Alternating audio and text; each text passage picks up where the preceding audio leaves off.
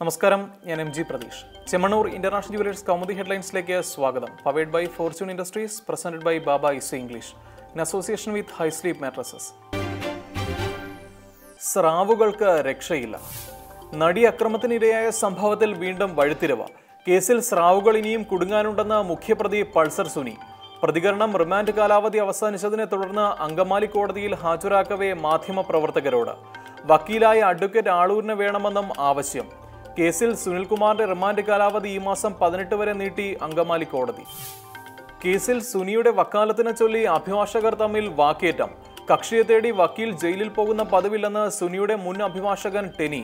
ആളൂർ എങ്ങനെ വക്കാലത്ത് ഒപ്പിട്ട് വാങ്ങിയെന്നും ചോദ്യം. സുനിക്ക് സുരക്ഷാ ഭീഷണിയെന്ന് അഡ്വക്കേറ്റ് BA ആളൂർ. ജാമ്യാപേക്ഷ സമർപ്പിക്കേണ്ടെന്ന് പറഞ്ഞത് അതുകൊണ്ടെന്നും പ്രതികരണം. തെളിവുകളിൽ കൂടുതൽ വ്യക്തത തേടാൻ അന്വേഷണം കൂടുതൽ വ്യാപിപ്പിച്ച് പോലീസ്. കാക്കനാട് ജില്ലാ ജയിലിലെ CCTV ദൃശ്യങ്ങളിൽ പരിശോധന. നടപടി സാങ്കേതിക വിദഗ്ധരെ കൊണ്ടുവന്ന. സുനിൽകുമാറിന്റെ ജയിലിലെ ഫോൺ ഉപയോഗത്തിലും തെളിവെടുപ്പ്. കേസിൽ നിർണായക വഴിത്തിരിവ് 2 ദിവസത്തിനകമെന്ന് മന്ത്രി J മേഴ്സിക്കുട്ടിയമ്മ. കുടുങ്ങുന്നത് ആരൊക്കെ?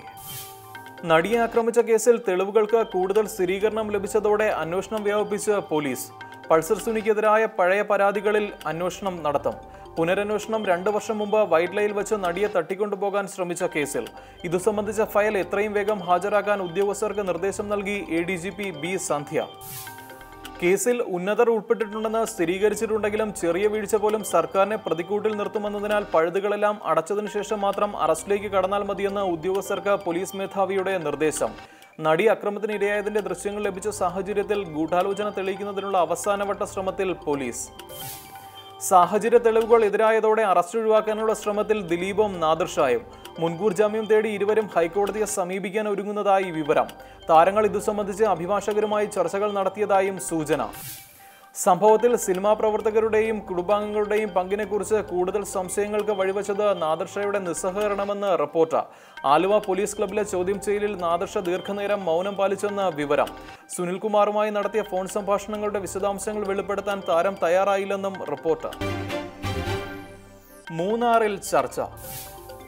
മൂന്നാർ വിഷയത്തിൽ CPM-ഉമായുള്ള അഭിപ്രായ ഭിന്നതകൾ രൂക്ഷമായി നിലനിൽക്കെ CPI സംസ്ഥാന കൗൺസിൽ തലസ്ഥാനത്ത്. ഇന്നും നാളെയുമായി ചേരുന്ന യോഗം മൂന്നാർ പ്രശ്നത്തിന് പുറമെ സർക്കാരിന് കൂട്ടുത്തരവാദിത്തം നഷ്ടമായെന്ന പ്രതിപക്ഷ ആരോപണവും ചർച്ച ചെയ്യും. അതേസമയം മുഖ്യമന്ത്രി വിളിച്ച യോഗം കാര്യമായ നിലപാടുകളൊന്നും സ്വീകരിക്കാത്ത സാഹചര്യത്തിൽ ഇതുമായി ബന്ധപ്പെട്ട് ഇനിയും വിവാദങ്ങൾ വേണ്ടെന്ന നിലപാടിൽ ഒരു വിഭാഗവും റവന്യൂ മന്ത്രി പങ്കെടുക്കാത്ത യോഗത്തിൽ എന്ത് തീരുമാനമാണ് എടുക്കേണ്ടതെന്ന് കാനം രാജേന്ദ്രനും. സൗഹൃദത്തിന്റെ കൈകോർക്കൽ. ഇന്ത്യൻ വിദേശ നയത്തിലും പാലസ്തീനുമായുള്ള സമീപനത്തിലും വൻ ദിശാമാറ്റത്തിന് തുടക്കമിട്ട പ്രധാനമന്ത്രിയുടെ ഇസ്രയേൽ സന്ദർശനത്തിന് തുടക്കം. ഭീകരവാദം നേരിടുന്നതിന് ഇസ്രയേലുമായുള്ള സഹകരണം ഒഴിവാക്കാനാകില്ലെന്ന് നരേന്ദ്രമോദി. സന്ദർശനത്തിൽ അത്ഭുതങ്ങൾ പ്രതീക്ഷിക്കാമെന്ന് ഇസ്രയേൽ പ്രധാനമന്ത്രി ബെഞ്ചമിൻ നെതന്യാഹു. ഇന്ത്യ ഇസ്രായേൽ നയതന്ത്ര ബന്ധത്തിന് 25 വർഷം പഴക്കമുണ്ടെങ്കിലും ഇന്ത്യൻ പ്രധാനമന്ത്രിയുടെ ആദ്യ സന്ദർശനം ചരിത്രപരമെന്ന് വിലയിരുത്തൽ. ഇന്ത്യയുമായി ആഗ്രഹിക്കുന്നത് ശക്തമായ പ്രതിരോധ സഹകരണമെന്ന് ഇസ്രായേൽ. സന്ദർശനം പ്രതീക്ഷ നൽകുന്നതെന്ന് ഇന്ത്യൻ വിദേശകാര്യ മന്ത്രാലയം. Chemmanur International Jewellers Kaumudi headlines സമാപിക്കുന്നു. Powered by Fortune Industries, presented by Baba Isa English in association with high sleep mattresses. അടുത്ത ഹെഡ്ലൈൻസ് 1 മണിക്കൂറിന് ശേഷം. നമസ്കാരം.